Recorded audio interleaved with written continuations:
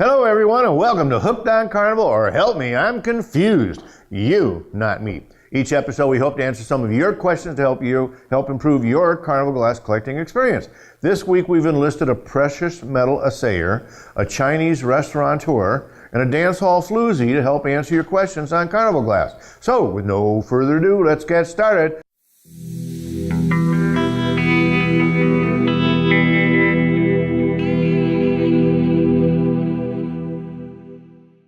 Tasha, let's get the question. Okie dokie. Well, this goes back 2 episodes from now.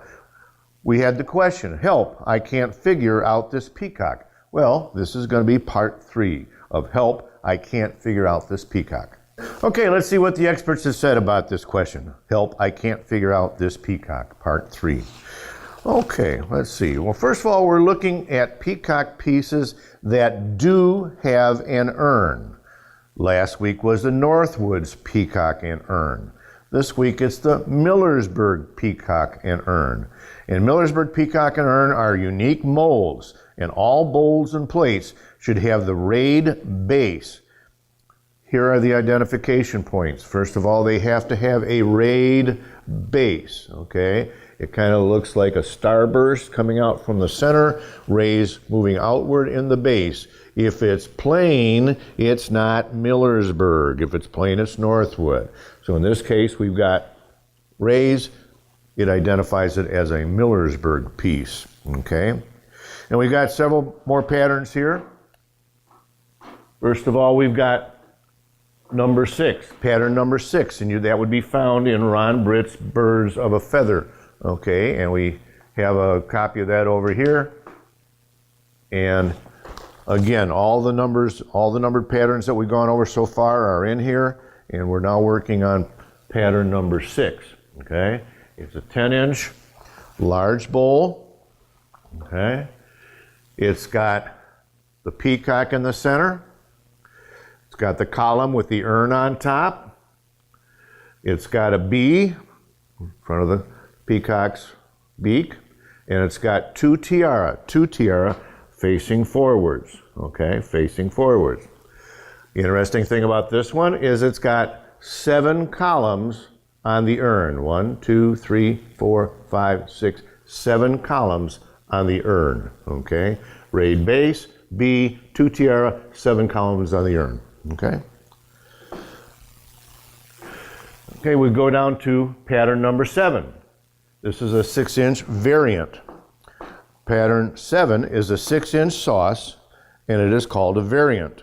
You will have a B, 2 forward-facing tiara on the peacock, and 7 columns on the urn, okay?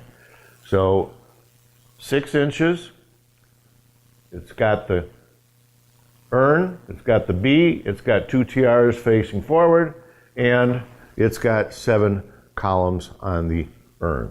That's pattern number 7, okay?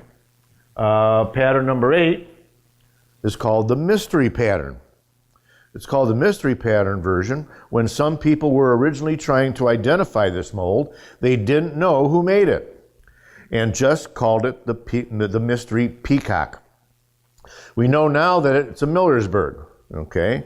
And we don't have an example here, but I do have an example in Ron Britt's pamphlet here, okay?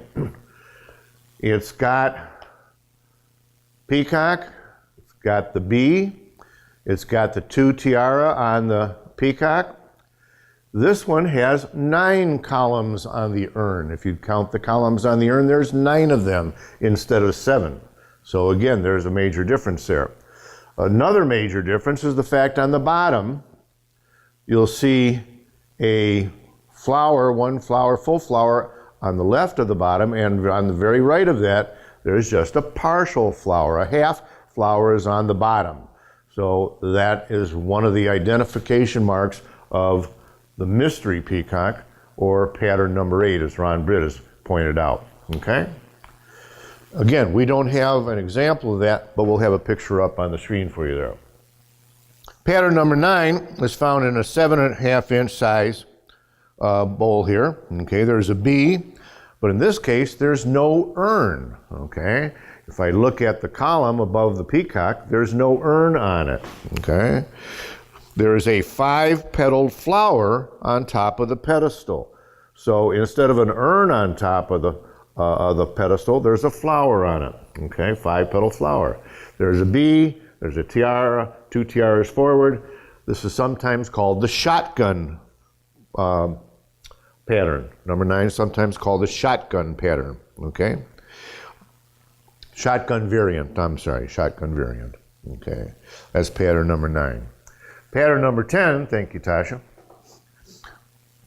Pattern number 10 is a 9-inch diameter compote. Now, we don't have an example here, but we'll show it to you on your screen. And again, a compote has a stem, a base, and the bowl part of the compote is above it, okay? So 9-inch. This one has the bee, has the 2 tiaras going forward, but it has 8 columns on the urn. So we've got several different numbers of columns on the urn. One no urn, some of them 7 columns, 9 columns, 8 columns, and these are good identification marks to determine whether it's pattern 6, 7, 8, 9, or 10. Again, all these are Millersburg, and we can again thank Ron Britt, Birds of a Feather, which is this manual I've got here. Go to hookedoncarnival.com, go to its library, and you'll be able to find it on there and download it and have your own little pattern, little pamphlet of all those patterns. That'll help you out with that. Okay, so this is the Millersburg, Peacock, and Urn. Okay. And there you have it. Hopefully we've been able to answer your question and help your Carnival Glass collecting experience. Tasha, do we have any comments from our viewers? No comments. Okay. So thank you, Tasha. Boris, hold on, Boris. Put that down before you take someone's head off. What are you up to? You've been watching all these treasure hunting and gold mining programs on TV, and you know that there's gold under the laboratory? Well, that's crazy. There's no gold here. What makes you think that?